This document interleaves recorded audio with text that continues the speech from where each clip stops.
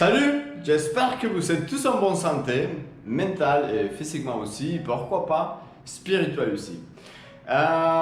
Aujourd'hui, je vais vous aider, spécialement vous qui parlez français. Je vais essayer de parler lentement, comme ça, s'il y a des autres personnes qui sont en train d'apprendre le français ou qui sont en train d'étudier, voilà, je vais t'aider aussi à toi. Et bon, quand j'étais à Montréal, ok, une de mes choses préférées, c'était d'aller tous les matins, j'allais chercher mon café dans une boulangerie. Ça s'appelait Madame Croc. Ok, Madame Croc, je pense. Et là, le café au lait, c'était délicieux. Puis les chocolatines et les croissants aussi. Les croissants, c'est une de mes préférées. Aussi que les chocolatines. À début, quand je parlais pas français, une chose qui m'aidait beaucoup pour commencer à perdre la gêne, ok, puis qui commençait à m'aider pour développer mes skills pour apprendre français. J'étais allé chercher mon café.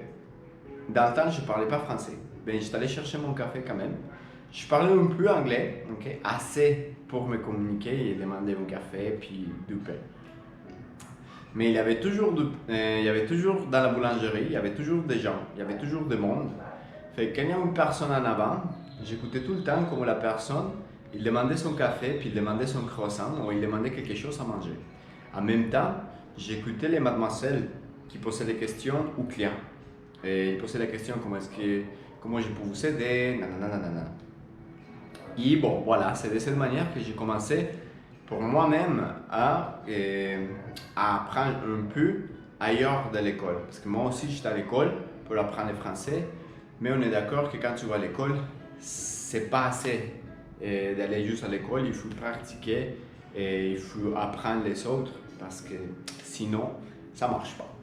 Et voilà, aujourd'hui, je vais t'aider et on va faire semblant que tu viennes au Mexique ou que tu rentres dans une boulangerie ou dans une centre de café, ok? Puis tu vas commander en espagnol. Alors, il va y avoir deux conversations. Là, une conversation en noir, que c'est la conversation que madame ou monsieur boulangerie, il va commencer. Normalement, c'est salut ou bonjour. Ils vont te dire salut, bonjour, soit en espagnol, en anglais ou en français, c'est pareil. Et après la conversation en bleu, c'est ça ce que je dirais, ok? Comme tu vois, c'est une conversation super facile, c'est vraiment simple. Et c'est des phrases que tu peux commencer à mémoriser, mais surtout, écris-les dans une carte comme celui-là. En avant, je vais mettre en espagnol et en arrière, tu le mets en français. Comme ça, tu vas savoir quoi dire. Et quand tu vas prendre 5 cartes comme ça par jour, après, à la fin du mois, ton vocabulaire, ça va être quand même assez grand. Et moi, je vais t'aider. Et voilà, on continue. Ça c'est Maki Café, ok, ça c'est mon café un jour que je vais avoir mon propre café, mon propre café shop. Il va s'appeler Maki Café. Alors, madame, il va me dire, ¿qué tal? ¿Qué tal? C'est une expression que ça veut dire, hola, ¿cómo estás? D'accord? Mais on dit, ¿qué tal? Fait que ne panique pas si un jour tu rentres dans un magasin ou dans une boulangerie ici au Mexique et la personne qui est sur le comptoir, il te dit ¿Qué tal? Buenos días. ¿Qué tal? Ça veut dire hola. C'est juste une manière différente de dire salut. Ok? Mais nous au Mexique, on a plein. On a beaucoup des expressions qui ça veut dire la même chose, mais il y a 1000 millions de manières de le dire. Mais on va aller pour le plus simple, ok? Le plus populaire aussi. Comme ça, quand tu viens, tu pourras pratiquer aussi. ¿Qué tal? Buenos días o buenas tardes, c'est l'après-midi, ou buenas noches, bonne soirée, ça dépend de l'heure. Hola, ¿qué tal? Buenos días. ¿Qué va a llevar?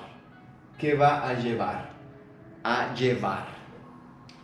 Doble L, la doble L, ça sonne comme llevar, ok?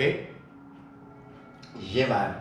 Et llevar, la question ce sera, qu'est-ce que vous allez prendre? Prendre en espagnol es tomar, ¿ok? Podríamos decir yo voy a tomar un café o yo voy a tomar un jugo o un té.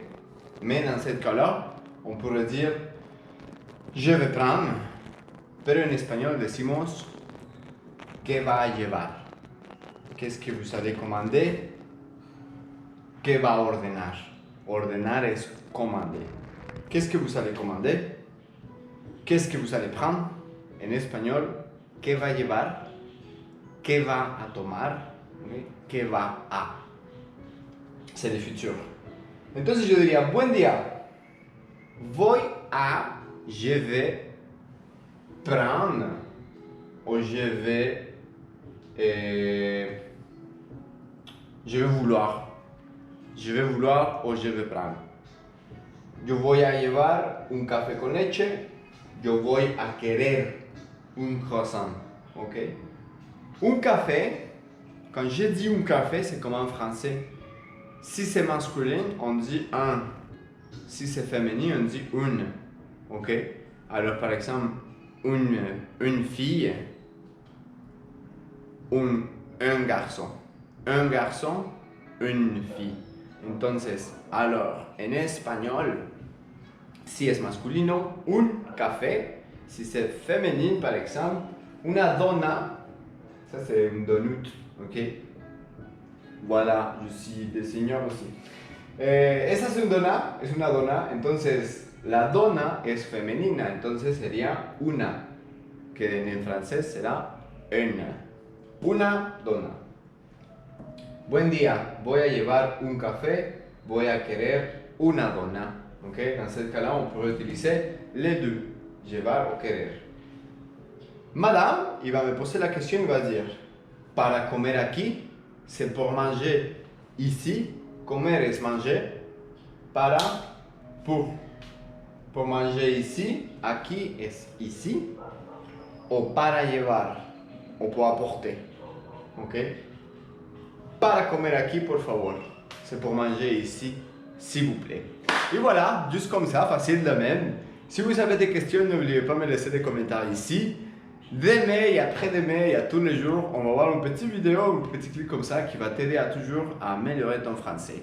Merci, ton espagnol. Merci beaucoup. N'oubliez pas de partager, n'oubliez pas faire clic dans la subscription et suivre aussi. Ok, à chaque fois que je fais une vidéo, tu vas recevoir une alarme. Merci de partager. Je te souhaite beaucoup de santé, beaucoup de bonheur. Ciao, ciao.